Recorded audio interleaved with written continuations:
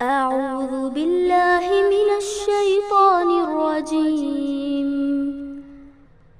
بسم الله الرحمن الرحيم.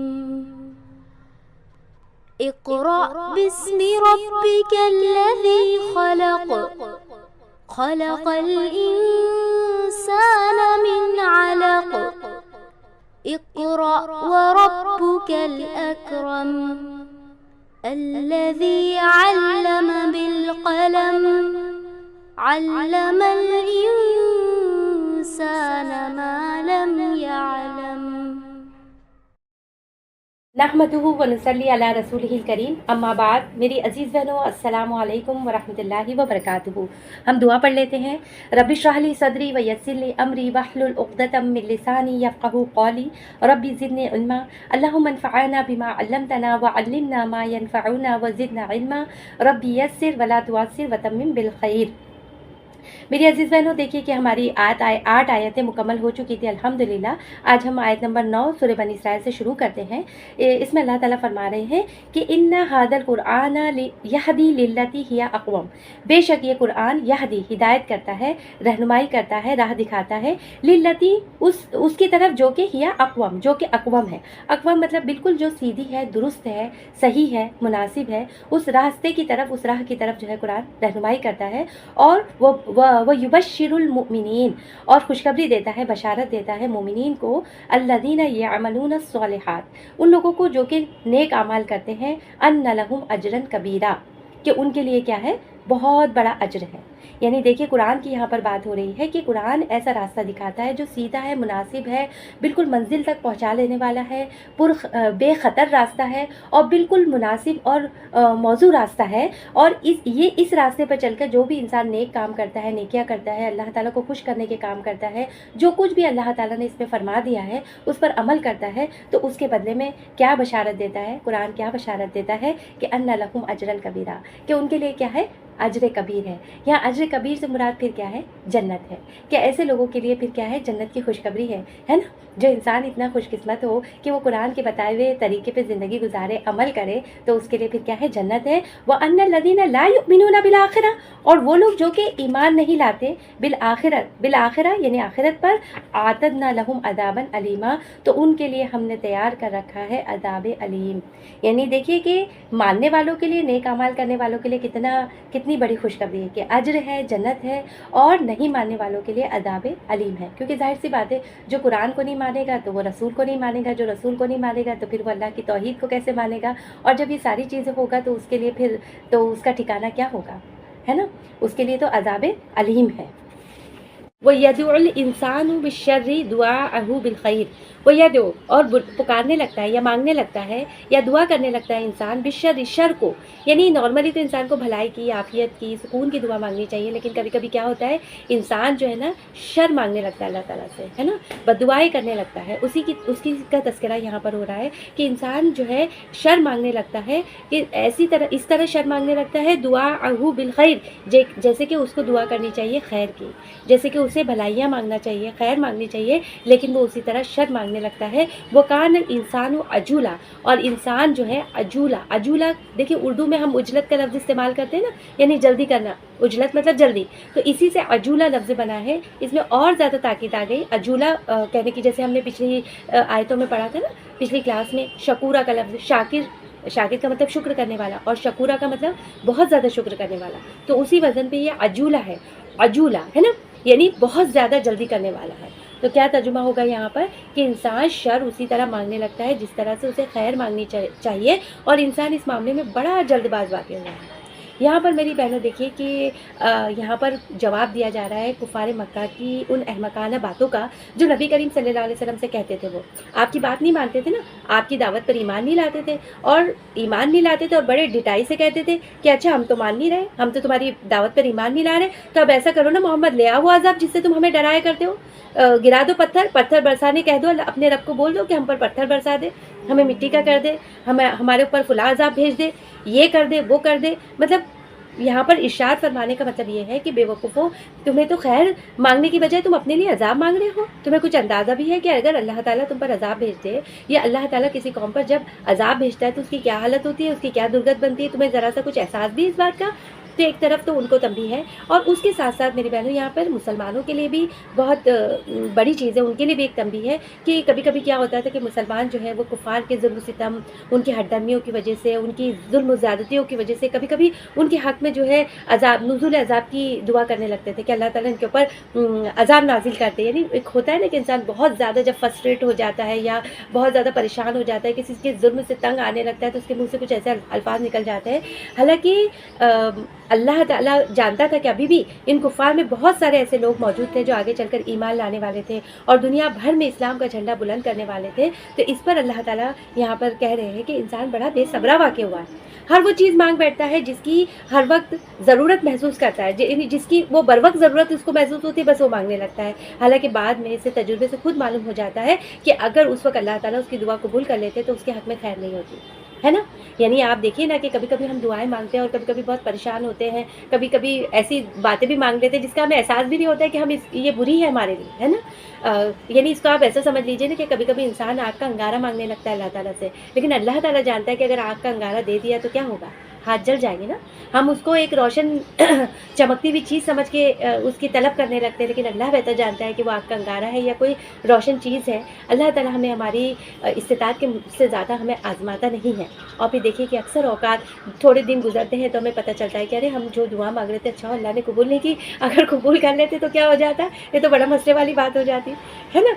और इससे मेरी बहनों इस आयत में देखिए हम माओं के लिए भी बहुत बड़ा सबक है इसके अंदर। आप ये भी जहन में रखते हुए इसको यहाँ पर हम इस बात को भी समझते हुए हम चले, क्योंकि हर आयत देखिए उस ज़माने के लिए भी थी, आज के लिए भी है, हम माओं के लिए भी बहुत सारी रहनुमाई इसमें बहुत सारी जगहों पर मिलती है।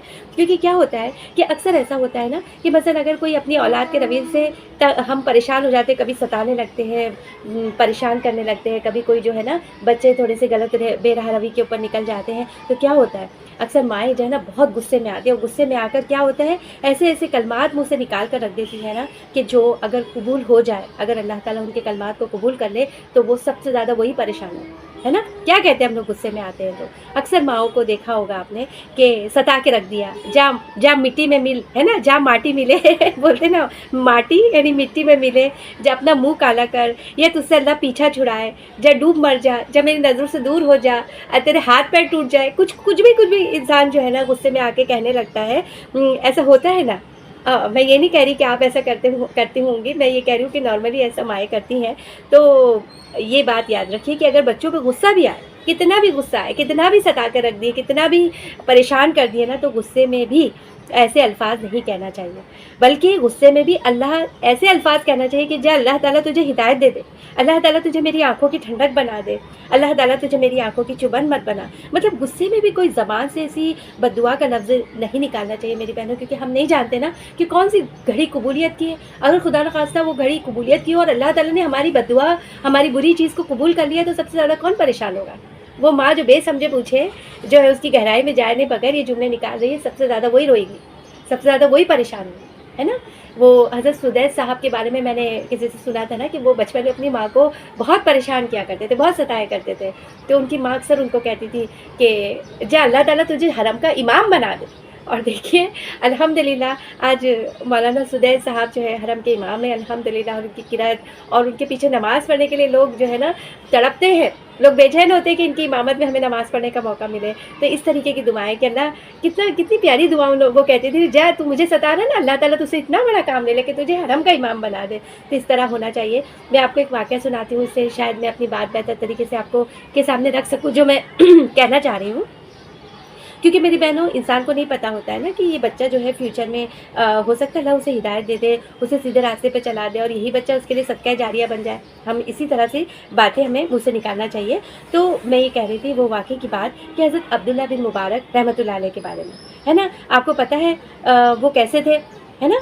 آپ دیکھیے کہ حضرت عبداللہ بن مبارک جو ہے یہ بہت ذہین تھے، یعنی اتنے ذہین تھے کہ ان کی ذہانت ان کو پھر برائی کی طرف لے کے چلی گئی۔ حالانکہ عبداللہ بن مبارک کے والدین بہت نیک لوگ تھے۔ ان کے والد کے بارے میں تو آتا ہے کہ وہ ایک باغ کی حفاظت پہ مامور تھے، یعنی ایک باغ میں کام کیا کرتے تھے۔ تو ایک دن باغ کا مالک اس باغ میں آیا اور کہا کہ جاؤ میٹھا پھل توڑ کے لے کر آؤ۔ تو جب انہوں نے کچھ پھل توڑ کر جو ہے مالک کے سامنے رکھ دیے، اب مالک نے جو ہے پھل کھایا تو پھل تو کھٹا تھا۔ اس پر مالک جو ہے ان کے والد پہ ناراض ہوا اور کہا کہ تم اتنے عرصے سے باغ کی رکھوالی کر رہے ہو، تمہیں یہ بھی نہیں پتا کہ میٹھا پھل کیسا ہوتا ہے اور کھٹا پھل کیسا ہوتا ہے؟ تو کہا کہ آپ نے مجھے باغ کی رکھوالی کرنے کے لیے رکھا تھا، پھل چکھنے کے لیے نہیں۔ تو میری بہنوں اس بات سے دیکھیے کہ اندازہ لگائیے کہ کتنے متقی، کتنے تقوی والے کہ مالک کی غیر موجودگی میں بھی باغ کے کسی پھل کو ہاتھ تک نہ لگایا کہ چکھ چکھ کے تجربہ کرتے رہے ہوں کہ کون سا پھل کیسا ہے۔ تو اس قدر رزق کے حلال کا احترام کرنے والے تھے۔ بہت ان کی والدہ بھی بہت نیک تھی، دونوں جو ہے ماں باپ جو ہے حضرت عبداللہ بن مبارک کی بہت ہی نیک، بہت ہی متقی، بہت ہی پرہیزگار یہ جو ہے ان کا جوڑا تھا، بہت کپل تھا، ان کے والدین تھے۔ لیکن جب بیٹا بڑا ہوا نا تو کیا ہوا، اس کے بالکل برعکس نکلا۔ حالانکہ انہوں نے بیٹے کی تعلیم تربیت میں کوئی کسر اٹھا کے نہیں رکھی تھی، لیکن بسا اوقات ایسا ہوتا ہے نا کہ آزمائش آ جاتی ہے انسان کے اوپر، بہت سی آزمائشیں آ جاتی ہے، اللہ تعالیٰ اسے آزماتا ہے اپنے بندوں کو کہ دیکھے کہ برے حالات میں میرے بندے کا طرز عمل کیا ہوتا ہے۔ تو بہرحال ان کے والدین بہت پریشان ہوئے کیونکہ یہ ایک دم راستے سے غلط راستہ انہوں نے اختیار کر لیا تھا۔ وہ بہت پریشان ہوئے، انہیں دیکھ کر اندر ہی اندر کوڑتے رہتے، روتے رہتے، اور لیکن اللہ کے حضور جو ہے اپنے بیٹے کے لیے دعائیں کرتے رہتے تھے۔ لیکن میری بہنوں دعائیں کرتے جاتے تھے، لیکن وہ دعاؤں کا کوئی اثر نظر نہیں آ رہا تھا، ہے نا۔ آپ دیکھیے کہ ان کے بارے میں آتا ہے کہ مطلب اتنے والدین متقی پرہیزگار، اتنی دعائیں کرنے والے اور دعائیں کرتے رہتے تھے، لیکن ان کے بارے میں عبداللہ بن مبارک کے بارے میں آتا ہے کہ ان کے اندر طرح طرح کی برائیاں آ گئی تھیں۔ یعنی ان کے بارے میں تو یہ تک آتا ہے کہ وہ چوروں کے سرگنا ہو گئے تھے، اور بالکل بھی جیسے نا ظاہر ہے چوروں کے سرگنا تو پھر وہ حرام مال اور پھر وہ شباب اور شراب اور کباب اور پتہ نہیں کیا کچھ چیزوں میں ملوث ہو گئے تھے۔ لیکن قربان جائیے ان کے والدین پر کہ انہوں نے دعا کرنا نہیں چھوڑا، دعا کرتے رہے، اپنے بیٹے کی ہدایت کے لیے مسلسل دعا کرتے رہے۔ آخر وہ وقت آ ہی گیا جب اللہ تعالیٰ نے اس نیک جوڑے کی التجاؤں کو سن لیا۔ ہوا کیا میری بہنوں کہ ایک رات جب محفل خوب گرم تھی، شراب کے دور چل رہے تھے اور سب نہ جانے کیا کچھ وہاں ہو رہا تھا، تو حضرت عبداللہ بن مبارک کی آنکھ لگ گئی اور انہوں نے خواب دیکھا۔ انہوں نے خواب میں کیا دیکھا کہ ایک لمبا چوڑا خوبصورت باغ ہے، بہت ہی خوبصورت، اور اس کی ایک ٹہنی پر ایک بڑی ہی پیاری چڑیا، بڑی خوبصورت چڑیا اپنی سریلی آواز میں یہ آیت پڑھ رہی ہے کہ الم یعنی للذین آمنوا ان تخشع قلوبہم لذکر اللہ وما نزل من الحق۔ یہ سورہ حدید کی آیت ہے میری بہنوں۔ تو اس کا ترجمہ یہ ہے کہ کیا ایمان لانے والوں کے لیے ابھی وقت نہیں آیا کہ ان کے دل اللہ کے ذکر سے پگھلے اور اس کے نازل کردہ حق کے آگے جھکے؟ اب میری بہنوں دیکھیے کہ اس خواب نے حضرت عبداللہ بن مبارک یعنی یہ خواب جو ہے حضرت عبداللہ بن مبارک کی ہدایت کا ذریعہ بن گیا۔ حضرت عبداللہ بن مبارک جو ہے نیند میں سے بہت گھبرائے ہوئے اٹھے اور ان کی زبان پر یہ بول جاری تھے کہ خدایا وہ وقت آ گیا ہے، پیارے خدا وہ وقت آ گیا ہے۔ یہ آیت میں نا کہ ابھی وہ وقت ایمان لانے والوں کے لیے آیا نہیں، تو وہ کہ ان کے دل جو ہے اللہ کے ذکر سے پگھلے، تو وہ کہتے ہوئے اٹھے کہ خدایا وہ وقت آ گیا ہے، پیارے خدا وہ وقت آ گیا ہے۔ پھر اٹھے اور شراب کی بوتلیں پٹک دی، رنگین کپڑے پھاڑ دیے اور پھر غسل وغیرہ کر کے سچے دل سے توبہ کی۔ اب آپ کو پتا ہے کہ یہی عبداللہ بن مبارک ہے جو کہ علم اور عمل کے آسمان پر سورج بن کر چمکے اور ان کی روشنی نے ایک عالم کو منور کر دیا۔ میری بہنوں یہی عبداللہ بن مبارک ہے جو امام ابو حنیفہ رحمۃ اللہ علیہ کے استاذوں میں سے تھے۔ آپ کی نیکی، بزرگی، فضیلت کا اندازہ لگانے کے لیے ایک اجتماع کا حال بھی میں بیان کرتی چلوں کہ آپ کے زمانے میں وہ اجتماع منعقد ہوا، لوگ جمع ہوئے اور اس وقت کے بڑے بڑے علماء یہ فیصلہ کرنے کے لیے جمع ہوئے تھے۔ اس اجتماع کا مقصد یہ تھا کہ ہم یہ دیکھیں، چوز کریں کہ اس زمانے کا سب سے بڑا عالم، سب سے بڑا بزرگ کون ہے، تاکہ ہم اسے اپنا سردار بنائیں، تاکہ ہم انہیں اپنا لیڈر بنا لیں۔ تو آخر کار میری بہنوں فیصلہ کس کے حق میں ہوا؟ فیصلہ یہ ہوا کہ قرآن و حدیث کے علم، فقہ، عبادت، راتوں کو جاگنا، بیکار باتوں سے بچنا، لوگوں سے اچھا سلوک کرنا، انصاف پر قائم رہنا، حج کرنا اور اللہ کی راہ میں جہاد کرنا، ان ساری خوبیوں میں حضرت عبداللہ سے بڑھ کر کوئی نہیں ہے نا۔ یعنی حضرت عبداللہ بن مبارک سب سے بڑھ کر ہے، چنانچہ سب نے مل کر انہیں اپنا سردار بنا لیا اور انہیں اپنے لیے ہر بھلائی میں نمونہ قرار دیا۔ یعنی آپ دیکھیے کہ جو ہے نا حضرت عبداللہ کی زندگی کیا حال ہو گیا تھا ان کا، کتنے راستے سے بھٹک گئے تھے، کتنے بے راہ روی کا شکار ہو گئے تھے، لیکن دعائیں، اللہ ان کے والدین نے ان کے حق میں جو ہے کتنی پیاری دعائیں کی، ان کے لیے ہدایت مانگی، روئے گڑ گڑائے، اللہ کے آگے بھیک مانگی، اور اللہ تعالیٰ نے دیکھیے کس لیول سے جو ہے ان کی دعاؤں کو قبول کیا کہ ان کو جو ہے اماموں کا امام بنا دیا. اور حضرت عبداللہ بن مبارک کی زندگی ان والدین کے لیے بہت ہی باعث سکون ہونی چاہیے میری بہنوں، جو بچوں کی اصلاح کی کوشش کرتے ہیں اور پھر دیکھتے ہیں کہ جب بچوں پہ اثر ہی نہیں ہوتا تو وہ غم کا شکار ہو جاتے ہیں، مایوس ہو جاتے ہیں، ان کے حق میں بد دعائیں کرنے لگتے ہیں. تو یہ ساری چیزیں جو ہے یہ سبق ہے عبداللہ بن مبارک کے والدین کی طرح ہمیں ہماری کوشش کرنا چاہیے، ہمیں ہماری طلب ہو، کوشش ہو، دعائیں ہو، التجائیں ہوں، وہ جاری رکھیں. اور پریشان خوش کن حالت میں بھی کتنے بھی بچے بے راہ روی کا شکار ہو جائے تو یہ یاد رکھیے کہ کتنی بھی پریشانی میں، کتنی بھی مشکل میں، کتنی بھی آزمائش کے وقت میں پریشان ہو کر بد دعائیں اپنے بچوں کے لیے کبھی نہیں کریں. اللہ سے اچھی امید رکھیں اور اللہ کے آگے اپنے دامن کو اپنے بولتے نا اپنی جھولی کو پھیلا دے اس دعا کے ساتھ کہ اللہ تعالیٰ ہمارے دامن کو بھر دے. وَجَعَلْنَا اللَّيْلَ وَالنَّهَارَ آیتین، اور ہم نے بنایا رات کو اور دن کو آیتین، دو نشانیاں. فَمَحَوْنَا آیَتَ اللَّيْلِ، محو کرنا، اردو میں بھی ہم کہتے ہیں نا محو کر دینا، یعنی کم کر دینا، مٹ جانا، یعنی کم کر دیا آیت اللیل، رات کی نشانی کو کم کر دیا، یعنی روشنی میں. آپ دیکھیے اس سے مراد پھر کیا ہے؟ چاند ہے نا، چاند کی جو روشنی ہے وہ سورج کے مقابلے میں کیسی ہوتی ہے؟ کم ہوتی ہے نا. اور وہ جعلنا آیت النہاری، اور ہم نے بنایا آیت النہاری، دن کی نشانی کو. دن کی نشانی کون سی؟ اس سے مراد کیا ہے؟ سورج کو بنایا. کس طرح بنایا؟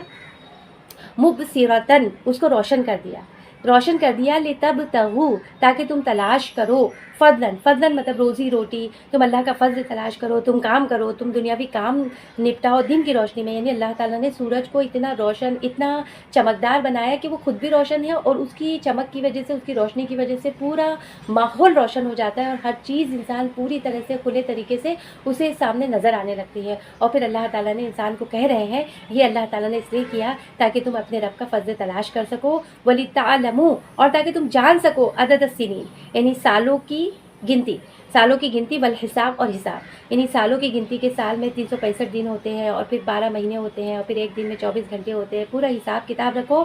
وَكُلَّ شَيْءٍ فَصَّلْنَاهُ تَفْصِيلًا، اور ہر چیز کو فصلناہ ہم نے جو ہے بیان کر دیا. فصلنا کا مطلب ہوتا ہے کھول کے بیان کرنا، ہے نا. فصلنا ہم نے بیان کر دیا، تفصیل کے ساتھ ہر چیز ہم نے بڑی ڈیٹیل میں، بڑی تفصیل کے اندر تمہیں بتا دی. تو یہاں پر میری بہنوں دیکھیں کہ اللہ تعالیٰ کا کتنا بڑا احسان ہے ہمارے اوپر کہ اللہ تعالیٰ نے رات میں روشنی کم ہوتی ہے نا، چاند کی وجہ سے اندھیرا ہوتا ہے زیادہ، روشنی کے مقابلے میں اندھیرا کی کثرت زیادہ ہوتی ہے. اور اللہ تعالیٰ کا کتنا بڑا احسان ہے ہمارے اوپر کہ اس اندھیرے میں سب ایک ساتھ جو ہے نا، اللہ تعالیٰ نے وہ رات کا اندھیرا بنایا تاکہ تم جو ہے اس میں سکون حاصل کرو، تم سو جاؤ. اگر رات کو اندھیرا نہیں ہوتا، اگر 24 گھنٹے روشنی ہوتی اور سونے کا کوئی وقت مقرر نہیں ہوتا تو کیا ہوتا؟ کوئی دن میں جس کا جب مرضی آتی تب سوتا، اور پھر جو سونے والا رہتا تو جاگنے والوں کی وجہ سے ڈسٹرب ہوتے رہتا. تو اللہ تعالیٰ نے دیکھی کتنا بڑا احسان کیا تمام مخلوقات پر کہ رات کو اندھیرا چھا جاتا ہے اور سارے لوگ سو جاتے ہیں، ہے نا، چاہے وہ انسان ہو، پرندے ہو، جانور ہو، بالکل بھی سناٹا چھا جاتا ہے اور ایک سکون کی کیفیت ہو جاتی ہے کہ انسان پوری طرح سکون سے اپنی نیند مکمل کر لے اور پھر دوسرے دن کے لیے اپنے آپ کو چارج کر دے. جبکہ اسے دن میں کیا کرنا ہے؟ لِتَبْتَغُوا فَضْلًا مِّن رَبِّكُمْ، تاکہ اسے تلاش کر سکے، وہ اپنے رب کا فضل تلاش کر سکے، روزی روٹی کے لیے دوڑ دھوپ کر سکے، اپنے دنیاوی کام نپٹا سکے، بھاگ سکے، دوڑ سکے، اپنے سارے کام وہ کر سکے. اور اللہ تعالیٰ کہہ رہے ہیں کہ یہ جو نشانی ہم نے چاند اور سورج بنائی ہے، اس کو دیکھ کر جو ہے تم حساب لگاتے ہو، یہ سورج کو دیکھ کر اور چاند کو دیکھ کر، تو یہ اس سے کیا بنتا ہے؟ پھر سورج سے ہمارا شمسی کیلنڈر بنتا ہے اور چاند سے قمری کیلنڈر بنتا ہے نا. آپ دیکھیے کہ کس طرح حساب کتاب کرتے ہیں ہم. ابھی آپ دیکھیے کہ اگر رات اور دن نہ ہوتے تو ہم حساب کیسے کر سکتے تھے، ہے نا. خاص طور پہ دینی معاملات کو دیکھیے کہ قمری کیلنڈر کو سامنے رکھنا، اس کو یاد رکھنا کتنا ضروری ہوتا ہے، کیونکہ قمری کیلنڈر کے حساب سے ہی جب چاند دکھتا ہے تو ہمارے روزے شروع ہوتے ہیں، ہمارا رمضان شروع ہوتا ہے. چاند دیکھ کر ہی ہم جو ہے افطار کرتے ہیں، مطلب روزے مکمل کرتے ہیں اور عید مناتے ہیں. پھر آپ دیکھیے کہ ذی الحجہ کا چاند دیکھ کے ہی حج کے مہینے شروع ہو جاتے ہیں، حج کا مہینہ شروع ہو جاتا ہے اور پھر اسی کے حساب سے عرفہ کے دن کا پتہ چلتا ہے ہم کو. اسی طرح سے ہر مہینے کی 13، 14 اور 15 تاریخ کو ہم ایام 20 کے روزے رکھ سکتے ہیں، ہے نا. ایام 20 کسے کہتے ہیں؟ روشن راتیں، جیسے نا ایام یعنی روشن دن. अयाम यौम के अंदर दिन और रात 24 घंटे का वो आ जाता है, यानी दिन को भी सूरज रोशन रहता है, दिन तो रोशन वैसे भी रहता है, लेकिन उन दिनों में रातें भी रोशन रहती है, क्योंकि उन दिनों में चांद पूरा मुकम्मल होता है, बिल्कुल 14वीं का चांद जिसे हम कहते हैं ना। तो जब 14वीं का चांद निकलता है तो क्या होता है, रातें भी रोशन होती है। तो उसमें जो है फजीलत बहुत ज़्यादा है रोज़े रखने की। कौन सी तारीख है वो? 14, 15 और 13, 14 और 15 की कमरी महीनों के हिसाब से है ना, जब चांद पूरी तरह से अपने शबाब पर होता है, रोशन होता है, 14वीं का चांद होता है। फिर इसी तरह से शव्वाल के महीने के रोज़े हम चांद के हिसाब से ही रखते हैं। फिर इसी तरह से ज़कात की अदायगी कि हमारे माल को, हमारी चीज़ों को 1 साल मुकम्मल हो गया, तो वो साल किस हिसाब से मुकम्मल होना चाहिए? कमरी महीने के हिसाब से। और जैसे साल मुकम्मल होता है तो हम पर ज़कात हमें देना लाजमी हो जाता है। इसी तरीके से इद्दत वगैरह का मामला हो, कोई औरत बेवा हो गई हो तो वो इद्दत किस तरीके से पूरी करें? चांद के हिसाब से 4 महीने 10 दिन जो है बेवा की इद्दत है। इसी तरह से किसी की तलाक हो गई है, कोई जो है खुला ले लिया है किसी ने, तो उन बातों में भी है जो है चांद को मद्देनज़र रखते हुए जो है वो इद्दत का हिसाब किताब लगाया जाता है। फिर इसी तरह सूरज का भी हमारी ज़िंदगी में हमारी बहुत ज़्यादा अमल दखल है। पूरे 24 घंटों में आप देखिए 12 घंटों में हम नमाज़ें कैसे पढ़ते हैं, इसमें सूरज का कितना बड़ा दखल है ना, कि सूरज निकला है नहीं, सूरज निकले ना, फजर उससे पहले ही हमें पढ़ लेनी होती है। फिर ये कि देखना ज़वाल हो गया कि नहीं, ज़वाल के बाद हम ज़ोहर पढ़ेंगे। फिर सूरज गुरूब होने का इंतज़ार करते हैं मगरिब के लिए, है ना, सूरज गुरूब होने का इंतज़ार करते हैं रोज़ा अफ्तार करने के लिए। सूरज गुरूब होने से पहले मगरिब या रोज़ा अफ्तार कर सकते हैं क्या हम लोग? नहीं कर सकते, है ना। तो ये दरअसल अल्लाह ताला ने हम बंदों की सहूलत के लिए इतनी बड़ी जंतरी, इतनी बड़ी क्लॉक जो है आसमान में लगा दी है कि अगर इंसान के पास घड़ी ना भी हो, घड़ियाँ तो बहुत बाद की पैदावार है ना। पहले तो लोग चांद, सूरज और सितारे उनको देखकर ही हिसाब किताब करते थे कि अभी क्या है, अभी कैसा है, अभी कौन सा महीना चल रहा है, और उनके कुछ कैलकुलेशंस होते थे जिसकी वजह से वो औकात का हिसाब लगाते थे। ये तो अब हमारे लिए और भी सहूलत हो गई है कि अब घड़ियाँ निकल गई, कैलेंडर निकल गया, और अल्लाह के बंदों ने कुछ मेहनत करके जो है सबकी सहूलत का सामान मुहैया कर दिया। सुभान अल्लाह। तो अल्लाह ताला की कितनी बड़ी नेमत है ये, है ना। अल्हम्दुलिल्लाह सुम्मा अल्हम्दुलिल्लाह। वकुल्ला इंसानिन अल्ज़मनाहु तॉइरहु फ़ी उनूकिही, और हर इंसान के अल्ज़मनाहु हमने लटका दी है, हमने चिपका दी है, तॉइरहु उसके तॉइर को। तॉइर का वैसे तो मतलब होता है मेरी बहनों परिंदा, लेकिन यहाँ पर मुराद क्या है, उसके आमाल का परिंदा, यानी उसके आमाल को लटका दिया है फ़ी उनूकिही उसकी अपनी गर्दन में। और हम कब बाहर निकालेंगे उसको? वो नुखरिजु लहू यौमल क़ियामा, और हम उसे निकालेंगे क़यामत के दिन, किताबन यल्क़ाहु मंशूरा, और वो उसे खुली किताब की तरह से पाएगा, फैला हुआ पाएगा, बिल्कुल भी हर चीज़ उसके अंदर सख्त होगी। और उसे कहा जाएगा इक़रा किताबक, तू पढ़ किताब को, अपने नामे अमाल को, कफ़ा भी नफ्सिका, काफ़ी है तू अपने आप के लिए, अल-यौमा आज अलैका हसीबा, अपना हिसाब लगाने के लिए तू खुद ही काफ़ी है। यानी आप देखिए कि उस दिन क़यामत के दिन जब इंसान से कहा जाएगा कि तू अपने नामे अमाल पढ़, तो उस दिन हर इंसान अपने नामे अमाल पढ़ेगा और उसको समझ आ जाएगा कि मैंने कहाँ डंडी मारी है। दुनिया में तो ये होता है ना कि इंसान कहता है कि अरे मैं पढ़ा हुआ नहीं हूँ, मैं अनपढ़ हूँ, मुझे नहीं आता पढ़ना, इस तरह से बाज़ औक़ात इंसान छूट जाता है। लेकिन क़यामत के दिन अल्लाह ताला हर इंसान को इतनी सलाहियत देंगे कि वो अपना नामे अमाल खुद ही पढ़ लेगा, उसको समझ में आ जाएगा कि उसकी डंडियाँ उसने कहाँ मारी है। तो एक दफ़ा फिर तर्जुमा इसका देखते हैं कि हर इंसान का शगुन हमने उसके अपने गले में लटका रखा है, और क़यामत के रोज़ हम एक नविश्ता उसके लिए निकालेंगे जिसे वो खुली किताब की तरह पाएगा, और उससे कहा जाएगा कि पढ़ अपना नामे अमाल, आज अपना हिसाब लगाने के लिए तू खुद ही काफ़ी है।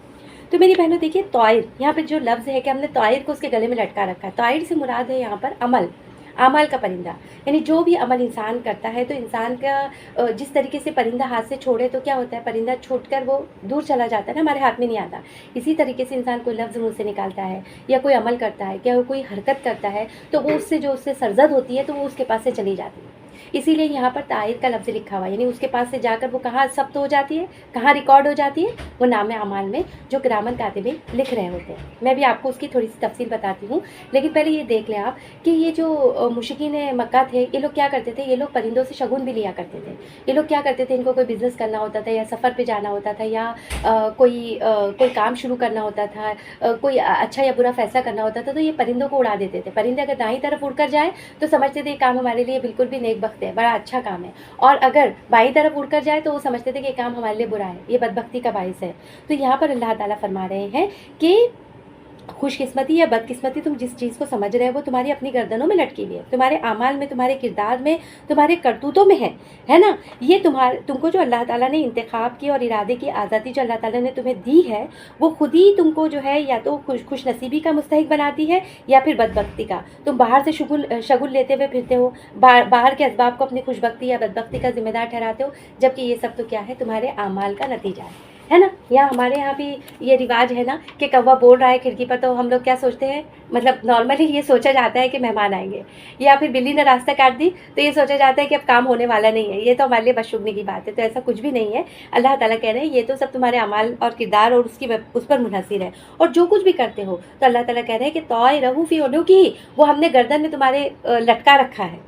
यानी आप देखिए कि ये सारी चीज़ें जो भी इंसान अमल करता है तो वो उसकी सारी चीज़ें क्या होती है, वो सब्त होते जाती है, वो लिखी जाती रहती है। आपको पता है ना कि अल्लाह ताला ने हमारे साथ दो मुअज़्ज़ज़ और मुकर्रम फरिश्तों को रखा हुआ है, एक नेकी लिखता है और एक बदी लिखता है, और ये फरिश्तों की भी ड्यूटी चेंज होती रहती है ना। आपको पता है ना कि एक ड्यूटी तो फजर और असर के दरमियान चेंज होती है, मतलब एक ड्यूटी तो डेली चेंज होती है, और एक ड्यूटी जो होती है इन फरिश्तों की वीकली चेंज होती है। सुबह फजर में आते हैं, असर में जाते हैं, असर में आते हैं, फिर फजर में जाते हैं। इसीलिए अल्लाह के रसूल सल्लल्लाहु अलैहि वसल्लम ने इन दोनों नमाज़ों की बहुत ज़्यादा ताकीद की है ना, कि ताकि फ़रिश्ते जब अल्लाह ताला के पास जाए तो कहे कि अल्लाह ताला मैं इसे नमाज में छोड़ कर आया हूँ, और जब फ़रिश्ते दूसरी बार अल्लाह ताला के पास जाए तो वो भी जो है ये कहे कि अभी भी अल्लाह तेरा बंदा नमाज ही पढ़ रहा था। तो ये तो एक शिफ्ट हो गई, और दूसरी शिफ्ट जो है वीकली चेंज होती है, वो होती है पीर और जुमेरात को फरिश्ते अपनी ड्यूटी बदलते रहते हैं। और इसीलिए नबी करीम सल्लल्लाहु अलैहि वसल्लम ने पीर और जुमेरात के रोज़ा रखने की ताकीद की है, ताकि फ़रिश्ते जब अल्लाह के हुजूर पहुँचे तो कहे कि अल्लाह तेरे बंदे को रोज़े की हालत में छोड़ कर आया हूँ परवरदिगार। और ये फ़रिश्ते जो है पीर को जाए, पीर और जुमेरात को जब भी जाए तो ये कहे। अच्छा, इसमें आप देखिए कि ये फ़रिश्ते जो है ना मेरी बहनों, हमारे हर फ़ेल को देखते रहते हैं, जो हम बोलते हैं, जो हम सुनते हैं, जो हम नोट करते हैं। यानी अल्लाह ताला ने हमें दुनिया में बेशुतर बेमुहार की तरह छोड़ा नहीं है, बल्कि दो संतरी हमारे ऊपर बिठा रखे हैं, और वो हमारी हर चीज़ की रिकॉर्डिंग कर रहे हैं। हम अंधेरों में कोई काम कर रहे हैं, या तन्हाई में कर रहे हैं, या महफिलों में कर रहे हैं, हम नेट चैट कर रहे हैं या स्नैपचैट कर रहे हैं, सब कुछ रिकॉर्ड हो रहा है। और ये ऐसे करीम और मुअज़्ज़ज़ और बुज़ुर्ग फरिश्ते हैं जिनकी ना किसी से कोई ज़ाती दुश्मनी है, ना मोहब्बत है, ना किसी से अदावत है, ना मुखालिफत है, ना ख़यानत करने वाले हैं कि इनको बोलते हैं ना, कुछ दे दिला के, कुछ रिश्वत दे के, कुछ अंडर द टेबल जो है कुछ पकड़ा कर जो है मामला अपने हक में कर ले, या गलत को सही करके लिखवा ले। ऐसा नहीं कर सकते, बल्कि जो कुछ भी कहा है, जो कुछ भी किया है, हर चीज़ का पूरा परफेक्ट रिकॉर्ड जो है ना अल्लाह ताला के हुजूर ये लोग पेश करेंगे। अल्लाह ताला देखिए वो सूरह में आता है ना, गालिबन सूरह तारिक में, कि यौमा तुबला सराइर, कि जिस रोज़ पोशीदा असरार की जांच और पड़ताल होगी।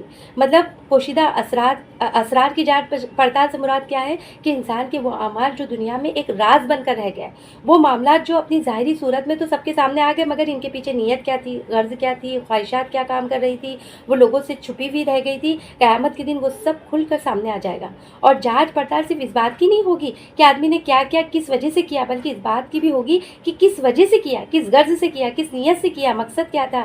फिर इस तरह ये बात भी सामने लाई जाएगी कि जो काम भी, जो अमल भी दुनिया में इसने किया, इसके असरात कहाँ कहाँ तक फैले, कहाँ कहाँ तक पहुँचे, कितनी मुद्दत तक चलते रहे। यानी जो बीज को इंसान दुनिया में बो गया था, अच्छा या बुरा, उसकी फसल किस किस शक्ल में कब कब कटती रही, और कौन कौन इसको काटता रहा। मुराद ये कि अगर किसी ने देखिए कोई नेक काम कर गया, किसी ने कोई यतीम खाना बनवा के वो तो इंतकाल कर गया, लेकिन यतीम खाना जब तक कायम है, जब तक यतीम बच्चे उसमें पढ़ रहे हैं, रह रहे हैं, रिहाइश पजीर है, जब तक कि वो इमारत मौजूद है, लोग उससे फ़ायदा उठा रहे हैं, उसके लिए सवाब जारिया, सदका जारिया बन जाएगा, है ना। और इसी तरीके से अगर कोई इंसान बुरा काम कर गया, किसी ने शराब खाना खुलवा दिया, या किसी ने जुआ खाना बनवा दिया, और वो जुआ खाने में जब तक लोग जुआ खेलते रहेंगे, शराब खाने में शराब पीते रहेंगे, और जब तक वो इमारत कायम रहेगी, और जब तक वो सिलसिला चलता रहेगा, तो उसके लिए अज़ाब जारिया बनेगा, है ना।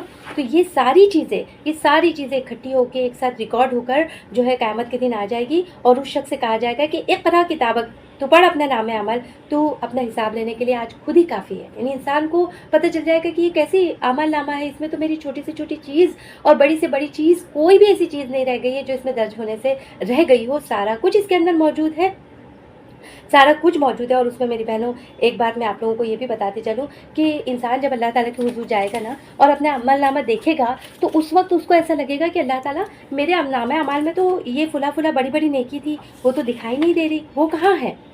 तो मेरी बहनों पता है आपको अल्लाह ताला की तरफ से क्या जवाब मिलेगा, कि हमने उन अमाल को इसलिए मिटा दिया कि तुम लोगों की ग़ीबत किया करते थे, ہے نا. یعنی غیبت کتنا کبھی فیل ہے میری بہنوں کہ اس کی وجہ سے جو بڑے بڑے انسان نے دنیا میں نیکیوں کے کام کیے ہوں گے وہ اس کو موجود ہی نہیں پائے گا.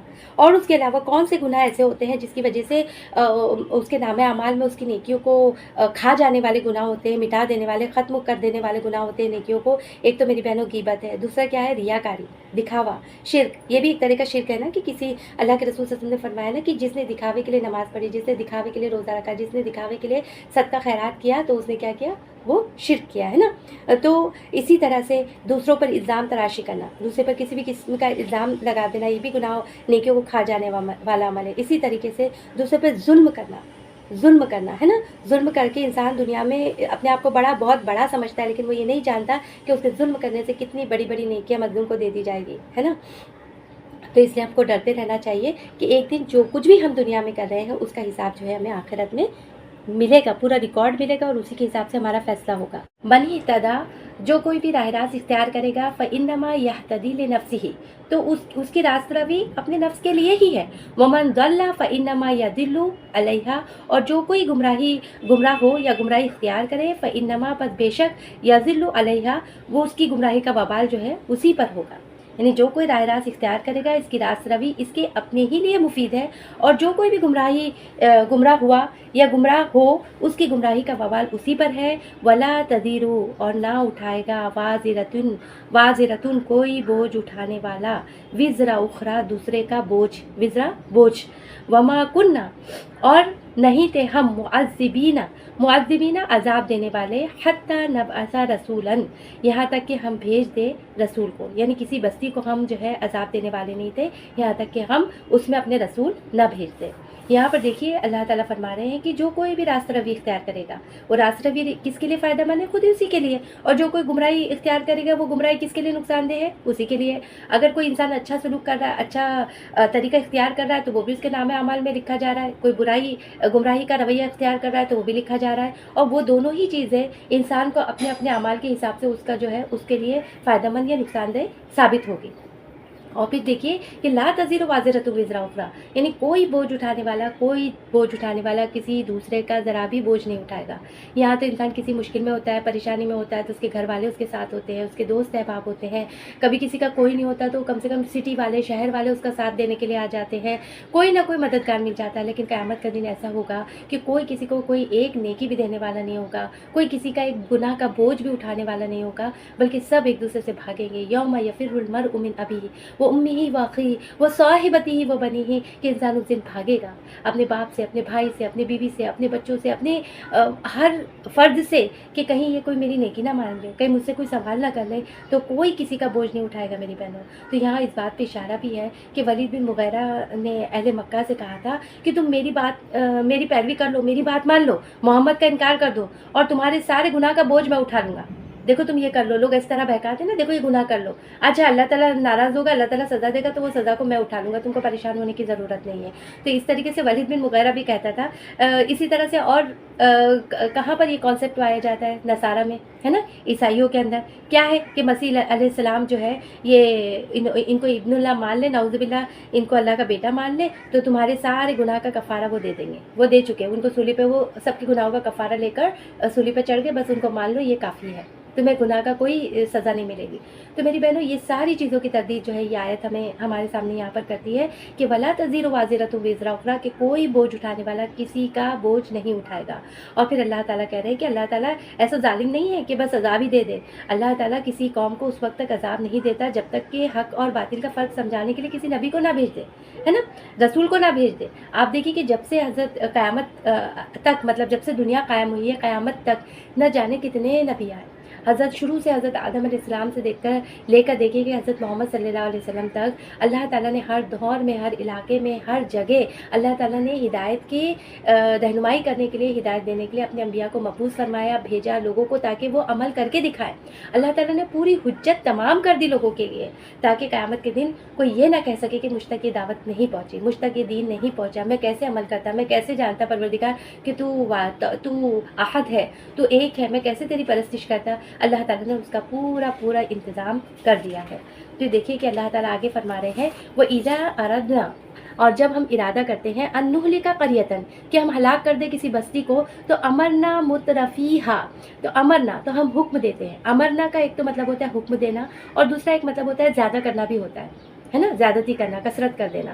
تو ہم حکم دیتے ہیں، اور دوسرا مطلب کیا، ہم زیادہ کر دیتے ہیں، یعنی نعمتوں کی بارش کر دیتے ہیں۔ اور نعمتوں کی جب بارش ہوتی ہے تو کیا ہوتا ہے، مترفیہا، مترفین اصل میں تھا یہ، تو مترفیہا یعنی اس کے جو عقل مند لوگ ہوتے ہیں، دولت مند ہوتے ہیں، جو صاحب اقتدار لوگ ہوتے ہیں، جو بڑے لوگ ہوتے ہیں، تو کیا کرنے لگتے ہیں، ففسقوا فیہا، تو وہ اس کے اندر نافرمانیاں کرنے لگتے ہیں، سرکشی کرنے لگتے ہیں، فیہا اس میں، یعنی کس میں، اس بستی میں نافرمانی کرنے لگتے ہیں۔ فحق علیہ القول، تو پھر کیا ہو جاتا ہے، پھر واجب ہو جاتا ہے ان پر قول مطلب بات یہاں پر کون سی بات ہے، عذاب کی بات ان کے اوپر واجب ہو جاتی ہے۔ اور فدمرناہا تدمیرا، اور پھر جو ہے ہم کیا کر دیتے ہیں، دمرنا کا مطلب یہاں پر کیا ہوتا ہے، تباہ کر دینا، ہلاک کر دینا، ہم ہلاک کر دیتے ہیں۔ اور تدمیرا بھی دمرنا دونوں کا روٹ ورڈ ایک ہی ہے، ٹھیک ہے، ہلاک کر دینا، ہلاک کر دیتے ہیں، ہلاک کر دینے کا پورا حق ادا ہو جاتا ہے، یعنی دال میم را، اس کا ایک مطلب تو یہ بھی ہوتا ہے کہ جڑ سے اکھاڑ پھینک دیتے ہیں۔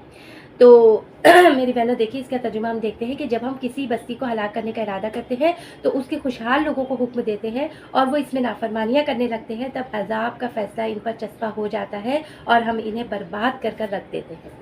میرے بہنوں یہاں پر دیکھیں اللہ تعالیٰ فرما رہے ہیں کہ جب کسی قوم کی اصلاح یا بگاڑ کا انحصار جو ہے اس کے صاحب حیثیت پر لوگوں پر ہوتا ہے نا، اس کے لیڈر پر، ان کے پڑھے لکھے طبقے پر، کیونکہ ان کے پاس وسائل زندگی بھی زیادہ ہوتے ہیں اور ان کے پاس جو ہے سوچ سمجھ عقل بہتر ہوتی ہے، اقتدار کا پاور ہوتا ہے، کرسی ہوتی ہے، تو کیا ہوتا ہے اگر وہ ٹھیک رہے، ان کی اصلاح ہوتی رہی، تو پھر کیا ہوتا ہے کہ عام لوگوں کی بھی اصلاح ہو جاتی ہے، ان کے سارے فالو کرنے والے جو ہے سدھر جاتے ہیں، اور اگر وہ بگڑے ہوئے رہے تو ان کے فالوورز بھی کیا ہوتے ہیں، بگڑ جاتے ہیں۔ تو یہاں پر اللہ تعالیٰ کہہ رہے ہیں کہ جب ہم کسی بستی کو ہلاک کرنے کا ارادہ کرتے ہیں تو ہلاک کرنے سے پہلے کیا کرتے ہیں کہ ان کو خوب فراوانی دے دیتے ہیں، خوب نعمتوں کی بارش کر دیتے ہیں، خوب آسائشیں اور عشرتوں کا سامان دے دیتے ہیں، اور ان کو پھر آزماتے ہیں کہ یہ عشرتوں کا سامان پانے کے بعد، یہ نعمتوں کو پانے کے بعد یہ اکڑتے ہیں، غرور کرتے ہیں، اس کا مس یوز کرتے ہیں، یا اس کو پا کر اللہ تعالیٰ کی نافرمانی کرتے ہیں، یا پھر ان کے اندر عاجزی آتی ہے، انکساری آتی ہے، شکر گزاری آتی ہے، اللہ تعالیٰ کی احسانات کی احسان مندی آتی ہے، ان کا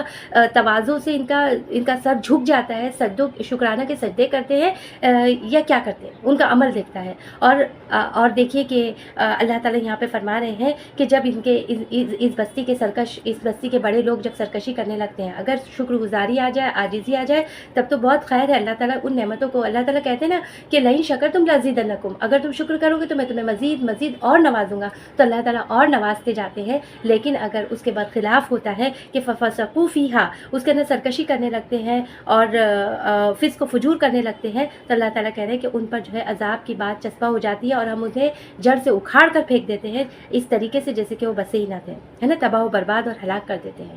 آج کے دور میں دیکھیے میری بہنوں کہ یہ بات کتنی زیادہ ہم کو ڈرانے والی ہے کہ آج نعمتوں کی کتنی بہتات ہے نا، آج ہم جو چاہے وہ کھانا کھا سکتے ہیں، ہر طرح کا کھانا اویلیبل ہے، جس سے چاہے جس ملک میں چاہے بات کر سکتے ہیں، ٹھنڈے کمروں میں اے سی میں بیٹھے ہیں، ہم جو ہے پتہ نہیں سال کے کتنے جوڑی کپڑے ہم جو ہے سلواتے ہیں اور کہاں گھومتے ہیں، اور کیا کچھ نہیں اللہ تعالیٰ نے آج ہمارے لیے آسانی کر دیا، سفر کے لیے آسانی کر دیا، کہیں جانا ہو گھنٹوں میں جو ہے آپ ایک دنیا کے ایک حصے سے دوسرے حصے میں پہنچ جاتے ہیں، اور اللہ تعالیٰ نے ہر طرح کی فراوانی، ہر طرح کی آسانی اس دور میں بھی دے دیا ہے۔ اب یہ ہمارا بھی بہت بڑا امتحان ہے کہ اسے پا کر ہم کیا کر رہے ہیں، ہم اللہ تعالیٰ کی نعمتوں کی ناقدری کر رہے ہیں، اللہ تعالیٰ کی نعمتوں کو پا کر گناہ کے فسق و فجور کے کام کر رہے ہیں، یا پھر جو ہے ہم میں عاجزی، انکساری، اللہ کی شکر گزاری آ رہی ہے۔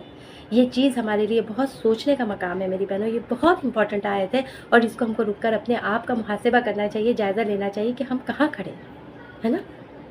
وہ کم اہلکنا من القرون، اور کتنے ہی ہم نے ہلاک کر دی، من القرون، قرون جو ہے قرن سے، قرن کہتے ہیں ایک زمانے کے لوگ، اور قرون کا مطلب ہوتا ہے مختلف زمانے کے لوگ، یعنی ایک کے بعد ایک قوم۔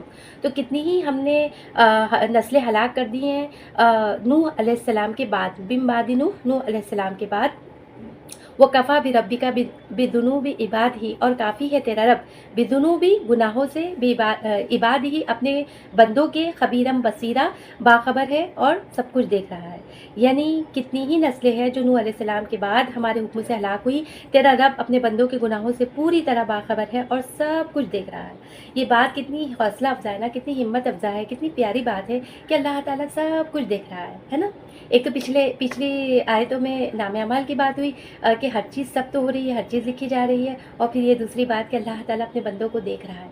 यानी इंसान के लिए काफ़ी हो जाता है कि कोई उसके ऊपर जुल्म कर रहा है, ज़्यादती कर रहा है, टॉर्चर कर रहा है, उसको सता रहा है, और वो दिल में ये सोच रहा है कि मेरा रब सब कुछ देख रहा है, सब कुछ लिखा जा रहा है और मेरा रब इसका हिसाब लेने वाला है। ये कैफियत जब इंसान के दिल में आती है ना मेरी बहनों, तो बेसाख्ता उसके दिल से ये बात निकलती है कि उफ़व्विज़ु अम्री इलल्लाह, कि अल्लाह मैंने तमाम मामला तेरी सुपुर्द में कर दिए, तू ही इसको वल्लाहु बसीरुम बिल इबाद, तू ही अपने बंदों को देखने वाला है। और इंसान को बहुत ही हौसला देती है ये बात कि जब वो मर के अल्लाह ताला के हुजूर पहुँचेगा तो अल्लाह ताला इस सब्र पर, इस बर्दाश्त पर और इस खामोशी पर और बदला ना लेके माफ़ कर देने पर जो है अल्लाह ताला उससे बेइंतहा अजर अजीम से नवाजेगा। और ये बात इंसान के लिए बड़ी ही हौसला अफजा है। मन काना युरीदुल आजिला, जो कोई आजिला का ख्वाहिशमंद हो। आजिला से मुराद क्या है? आजिला का लफ्ज़ उजलत से है, मतलब जल्दी मिलने वाली, यानी दुनिया का ख्वाहिशमंद हो, दुनिया में ही अजर चाहता हो, तो अज्जल लहू, तो हम उसको उजलत से दे देते हैं, मतलब जल्दी दे देते हैं, यहीं दे देते हैं। फीहा, इसी में, माँ नशाऊ, जो हम चाहते हैं, लिमन नुरीदो, और जिसके लिए हम चाहते हैं, जिसके लिए हम इरादा करते हैं। सुम्मा जअलना लहू जहन्नम, फिर हमने बना दिया है उसके लिए जहन्नम। यस्लाहा मज़मूमम मदहूरा, वो उसमें झुलसेगा। मज़मूमम मधूरा, मज़मूमम मतलब मजम्मत किया हुआ, और मधूरा धुतकारा हुआ, ठुकराया हुआ, अल्लाह की रहमत से दूर, अल्लाह की रहमत से महरूम होकर। यानी जो कोई भी आजिला का ख्वाहिशमंद हो, इसे हम यही दे देते हैं, जो कुछ भी जिसे देना चाहते हैं, फिर जो है उसके मक़सूम में जहन्नम लिख देते हैं, जिसे वो तापेगा मलामत ज़दा और रहमत से महरूम होकर। देखिए मेरी बहनों, दो तरह के लोग होते हैं कि एक तो वो लोग होते हैं कि अल्लाह ताला ने जो कुछ भी सलाहियतें, काबिलियतें, औकात और जो कुछ भी उन्हें दिया है, उसके ज़रिए वो जो है दुनिया चाहते हैं, दुनिया की वाहवाही चाहते हैं, दुनिया की फ़ायदे चाहते हैं कि मेरी वाहवाही करे, लोग मेरी इज़्ज़त करें, मेरी कद्र करे, मेरी अहमियत करे, और मुझे ऊंची मसनदें दे और मेरी तारीफ़ करे, है ना। यानी वो दुनिया में ही उसका फ़ायदा चाहते हैं और दुनिया में ही ये सारी चीज़ें चाहते हैं और आखिरत के बड़े फ़ायदे को फरामोश कर देते हैं। और दूसरी तरीके के लोग वो होते हैं जो जिनके पेश नज़र जिनका पूरा मकसूद ही आखिरत होता है, और वो आखिरत में अल्लाह ताला से अजर के तलबगार होते हैं। दुनिया में दिखावा उनका मकसूद नहीं होता। हो सकता दुनिया में उनकी कोई अहमियत ना हो, कोई उनकी वक़्त ना हो, या कोई उनकी गवाही, कोई उनको कोई कुर्सी ना मिले, ये भी हो सकता है, लेकिन आखिरत में अल्लाह ताला के नज़दीक उनका जो मकाम होगा तो फिर वो सबसे ज़्यादा अहमियत वाली बात होती है ना। तो अल्लाह ताला कह रहे हैं कि जो दुनिया में चाहता है हम उसको दुनिया में ही दे देते हैं, फिर आखिरत में उसके लिए कोई चीज़ नहीं होती। जैसे कि आप लोगों ने वो हदीस सुन रखी होगी ना कि आखिरत में क़यामत के दिन जो है अल्लाह ताला के हुज़ूर जो है 3 आदमियों को लाया जाएगा। उसमें एक जो है आलिम होगा, और दूसरा शहीद होगा, और तीसरा अल्लाह की राह में खर्च करने वाला होगा। तो अल्लाह ताला आलिम से पूछेगा कि क्या करके आए हो? तो वो कहेगा अल्लाह ताला मैंने जो है इल्म पढ़ा, सीखा और फिर तेरे बंदों को सिखाया। मैं हदीस का मफ़हूम बता रही हूँ आपको। और उनको सिखाया, उनको पढ़ाया, उनको बताया, और तेरे दीन की राह में मैं काम करता रहा।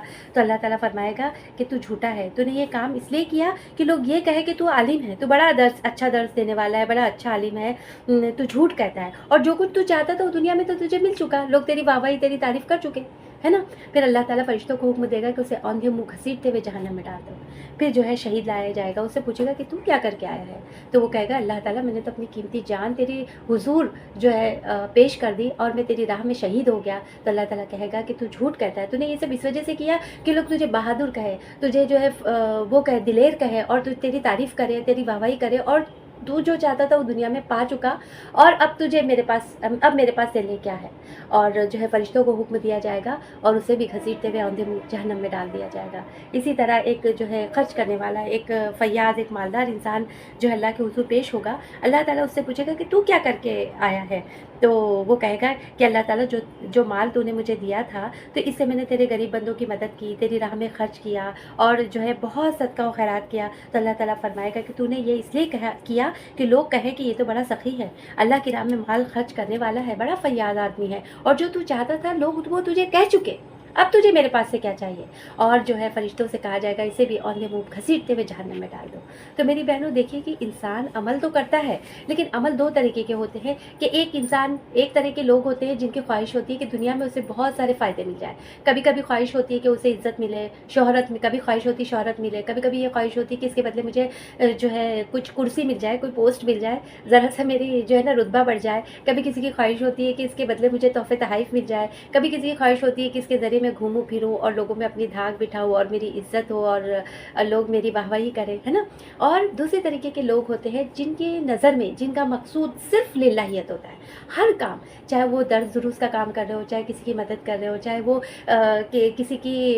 کسی کے بوجھ کو ہلکا کر رہے ہو، چاہے وہ کسی کو مشورہ دے رہے ہو، چاہے وہ اللہ تعالیٰ کی عبادت ہی کر رہے ہو، وہ ان کی خواہش ہوتی ہے کہ ہمارا یہ عمل مخفی رہے، چھپا ہوا رہے، کوئی نہ جانے، اور اللہ کے حضور جو ہے ہمارا یہ عمل ہر طرح کی باہر کی جو بولتے ہیں نا گندگی سے، ریاکاری سے، شرک سے، دکھاوے سے پاک ہو کے اللہ کے حضور محفوظ ہو جائے، ہمارے نام اعمال میں ثبت ہو جائے۔ تو یہ دو طرح کے لوگ ہوتے ہیں۔ تو اللہ تعالیٰ کہتے ہیں کہ جو دنیا میں فائدہ چاہتا ہے ہم دنیا میں ہی دے دیتے ہیں، اور جو کوئی پھر جو ہے جس کا ارادہ جو ہے آخرت کا ہو، اور دیکھیے آگے اللہ تعالیٰ آگے کی آیت میں فرما رہے ہیں کہ ومن اراد الآخرہ، اور جس کا ارادہ آخرت کا ہو وہ سعی لہا سعیہا، اور وہ کوشش کرے لہا اس کے لیے سعیہا، اس کی کوشش، یعنی جس کا ارادہ جو آخرت کا خواہش مند ہو اور اس کے لیے صحیح کرے جیسے کہ اس کی صحیح کرنی چاہیے، جیسے کہ کوشش کرنی چاہیے، وہ ہوا مؤمن، اور وہ مومن ہو، تو فاولئک کان سعیہم مشکورا، تو ایسے ہی لوگ ہیں جن کی سعی جو ہے مشکور ہوگی، اللہ تعالیٰ ان کی نیکیوں کی قدردانی کرنے والا ہے، اللہ تعالیٰ ان کی نیکیوں کو ضائع کرنے والا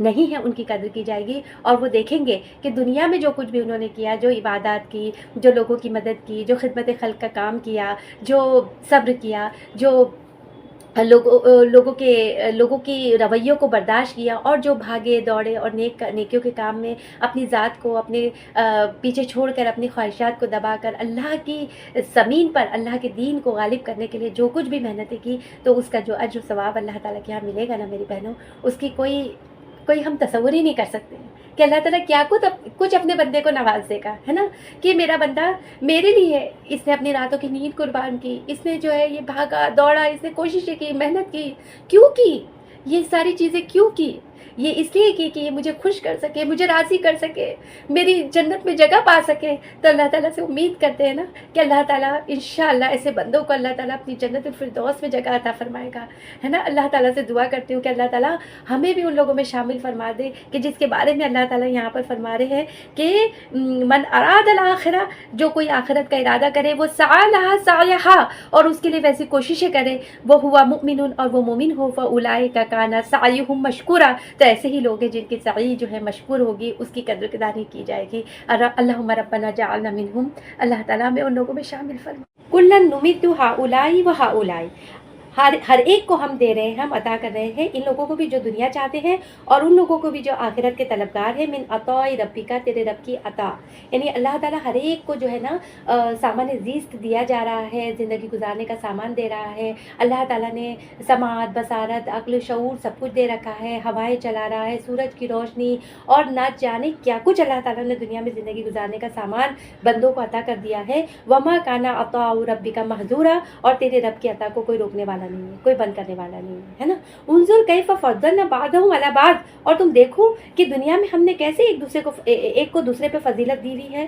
وللآخرۃ اکبر درجات، اور آخرت میں دوسری قسم کے، یعنی آخرت چاہنے والوں کے درجات جو ہے درجات زیادہ اور فضیلت بھی بڑی ہوگی، ہے نا۔ وللآخرۃ اکبر درجات بھی زیادہ ہوں گے، بڑے ہوں گے، وہ اکبر تفضیلا، اور فضیلت میں بھی وہ بڑے ہوں گے۔ یعنی دنیا میں تو اللہ تعالیٰ سب کو برابر دے رہا ہے نا، سب کے لیے اپنی عطا ہے، کسی کو کم کسی کو زیادہ، لیکن ہر ایک اللہ تعالیٰ کی عطیات سے فیضیاب ہو رہا ہے۔ لیکن آخرت میں کیا ہوگا کہ آخرت میں جو اللہ تعالیٰ کے نیک بندے ہوں گے، اللہ کی رضا کے لیے، اللہ کی خوشنودی کے لیے عمل کرنے والے ہوں گے، تو اللہ تعالیٰ نے ان کے کیسے ان کے لیے بڑے درجات اور فضیلت تیار کر رکھی ہے نا۔ اللہ کے رسول صلی اللہ علیہ وسلم نے فرمایا نا کہ اللہ تعالیٰ نے اپنے بندوں کے لیے وہ کچھ تیار کر رکھا ہے کہ جس کو نہ کسی آنکھ نے دیکھا ہے، نہ کسی کان نے اس کے متعلق سنا ہے، نہ کسی انسان کے خیال میں اس کے تصور تک بھی رسائی ہوئی ہوگی۔ مطلب اتنا زیادہ کچھ اللہ تعالیٰ جنت میں عطا فرما دے گا کہ انسان اس کے بارے میں سوچ بھی نہیں سکتا، انسان تصور بھی نہیں کر سکتا۔ اور فضیلت کیسے ہوگی؟ اکبر و درجات کے متعلق دیکھیں، درجات میں بھی بڑے ہوں گے اور فضیلت میں بھی ایک دوسرے سے بڑھ چڑھ کر ہوں گے، یعنی دنیا میں جس طرح انسان ایک دوسرے سے بڑھ چڑھ کر ہوتے ہیں اس طرح آخرت میں بھی ہوں گے۔ آخرت میں نیچے کی جنت والوں کو اوپر کی جنت والے کیسے نظر آئیں گے؟ جیسے کہ ستارے چمک رہے ہوں، ہے نا۔ مطلب آپ دیکھیے کہ اتنے بلند درجات ہوں گے، اور جنت کے بارے میں آتا ہے نا کہ جنت کے 100 درجات ہیں، اور ہر درجے کے درمیان کتنا فاصلہ ہے؟ جیسے کہ آسمان اور زمین کے درمیان فاصلہ ہو، ہے نا۔ تو میری بہنوں، یہاں پر یہ آیتیں ہم پڑھتے ہیں تو ایک ذہن میں بات آتی ہے کہ دنیا میں تو اللہ تعالیٰ، جیسے انسان کی خواہش ہوتی ہے کہ میرا بہت بڑا ولا ہو یا بہت اچھا فلیٹ ہو یا میرے پاس یہ ہو وہ ہو، اور وہ اس کے لیے کوششیں بھی کرتا ہے، لیکن وہ اتنی ساری چیزیں نہیں حاصل کر پاتا جتنی اس کی خواہشات ہوتی ہیں۔ اس کو ملتا اتنا ہی ہے جتنا اس کی تقدیر میں، جتنا اس کے نصیب میں اللہ تعالیٰ نے لکھ دیا ہے نا۔ مطلب اس کے لیے لمیٹڈ جو وہ چیزیں ہو جاتی ہے، جتنا وہ چاہتا ہے اکثر اس کی خواہشات پوری نہیں ہو پاتی۔ یہ دنیا کا معاملہ ہے، لیکن آخرت کے معاملے میں آپ نے کبھی غور کیا کہ آخرت کے معاملے میں، آخرت کے درجات کو حاصل کرنے میں اللہ تعالیٰ نے کوئی پابندی نہیں لگائی۔ اللہ تعالیٰ نے پوری طرح سے انسان کو فریڈم دے دیا ہے کہ تم چاہے جو درجہ چاہے حاصل کرو، تم نیکیاں کرو، اور جو مقام پانا چاہے وہ مقام پاؤ۔ کسی کے لیے کوئی پابندی نہیں ہے کہ تم یہ کام نہیں کر سکتے، بلکہ انسان کے عمل، اس کی سعی، اس کی کوششوں پہ ڈیپینڈ کرتا ہے اس کے آخرت کا، اس کی جنت کا درجہ۔ تو کتنا عقل مند ہے وہ انسان کہ وہ دنیا میں رہتے ہوئے، جو کہ عارضی زندگی ہے، جو کہ تھوڑے دن کی قیام گاہ ہے، اس کے لیے اتنی کوششیں کرتا ہے اور آخرت کو بھول جاتا ہے۔ عقل مند انسان کون ہے کہ جو دنیا میں تو رہے، بے شک اللہ کی نعمتیں ہیں، اس کے لیے کوششیں کرے، لیکن پورا فوکس دنیا کو نہ بنا لے، اپنا پورا بولتے نا پورا دن میں سوئے بھی تو وہی خیال اور اٹھے بھی تو وہی خیال، وہ نہ کرے، بلکہ اپنا فوکس کس کے اوپر کرے؟ آخرت پہ کرے۔ اور اللہ تعالیٰ کہہ رہے ہیں کہ یہ ساری چیزیں، یہ درجات، یہ بلند درجات چاہیے، یہ فضیلتیں چاہیے۔ ہم کتنے تڑپ جاتے ہیں نا یہ ساری چیزوں کو پڑھ کر، تو اللہ تعالیٰ کہہ رہے ہیں کہ اس کے لیے سب سے پہلا کام تمہیں کیا کرنا ہوگا؟ سب سے اہم کام کرنا ہوگا، اس کے بغیر کوئی چارہ نہیں ہے، کہ لا تجعل مع اللہ الہا آخر، ہے نا، کہ تم مت بنانا اللہ کے ساتھ، لا تجعلوا مع اللہ الہا آخر، تم نہ بنانا اللہ کے ساتھ الہن آخر، کوئی دوسرا معبود، فتقعد مذموما مخذولا، تو ورنہ تم کیا ہو جاؤ گے؟ تم بیٹھے رہ جاؤ گے مذموما مطلب مذمت کیے ہوئے، اور مخذولا بے یار و مددگار، یعنی ایسا جس کو سب چھوڑ دے، کوئی اس کا پرسان حال نہ ہو، بے یار و مددگار تم بیٹھے رہ جاؤ گے، ہے نا۔ تو اللہ کے ساتھ کسی دوسرے کو معبود نہ بنا، ورنہ ملامت زدہ بے یار و مددگار بیٹھا رہ جائے گا۔ یہ جو ہے شرط ہے کہ اللہ کے ساتھ کسی کو شریک نہیں کرنا ہے نا۔ تو الحمدللہ ثم الحمدللہ ہمارا یہاں پر سیکنڈ رکوع مکمل ہوتا ہے، اور اگلی کلاس میں آپ تیسرے رکوع کو پڑھیں گے انشاءاللہ تعالیٰ۔ تو یہاں پر ہم مکمل کرتے ہیں۔ اللہ تعالیٰ ہمیں اتنی پیاری سورہ ہم پڑھ رہے ہیں، اللہ تعالیٰ اس کے تمام احکامات کو ہمارے دلوں میں راسخ کر دے، جما دے، اور اللہ تعالیٰ ہم میں وہ عمل پیرا کر دے، اور ہم سے ہر وہ کام لے لے جو ہمیں جنت کے قریب کر دے۔ اللہم انا نسألک الجنہ وما قرب الیہا من قول او عمل، ونعوذ بک من النار وما قرب الیہا من قول او عمل۔ اللہ تعالیٰ ہم تجھ سے جنت کا سوال کرتے ہیں، اور ہر اس عمل کا جو ہمیں جنت میں پہنچا دے، اور ہم تجھ سے جہنم تیری پناہ چاہتے ہیں، جہنم کی آگ سے، اور ہر اس عمل سے جو ہمیں جہنم کے قریب کر دے، ہے نا۔ تو یہاں ہم اپنی اس رکوع کو مکمل کرتے ہیں، دعا پڑھ لیتے ہیں۔ اللہم ارزقنی التفکر والتدبر بما یتلوہ لسانی من کتابک، والفہم لہ والمعارفۃ بمعانیہ، والنظر فی عجائبہ، والعمل بذلک ما بقیت انک علی کل شیء قدیر۔ سبحان اللہ وبحمدہ، سبحانک اللہم وبحمدک، نشہد ان لا الہ الا انت، نستغفرک ونتوب الیک۔ السلام علیکم ورحمۃ اللہ وبرکاتہ۔